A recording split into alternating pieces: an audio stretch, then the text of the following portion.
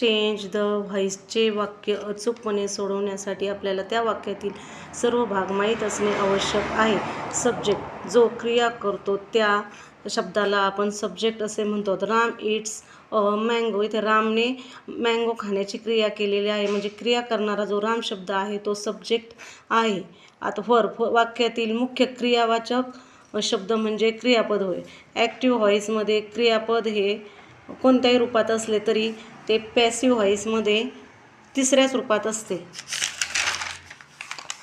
Object ज्याच्यावर कर्त्याची क्रिया घडते त्याला कर्म म्हणतात. Ram it's an apple. या वाक्यामध्ये रामने ॲपलवर क्रिया केलेली आहे, म्हणजेच ॲपल हे कर्म आहे. रामने ॲपल खाल्लेला आहे, ॲपलला खाल्लेला आहे, म्हणून ॲपल हे कर्म आहे आणि राम हा कर्ता आहे. ऑब्जेक्टचे दोन प्रकार पडतात, डायरेक्ट ऑब्जेक्ट आणि इनडायरेक्ट ऑब्जेक्ट. डायरेक्ट ऑब्जेक्ट म्हणजे प्रत्यक्ष कर्म, इनडायरेक्ट ऑब्जेक्ट म्हणजे अप्रत्यक्ष कर्म.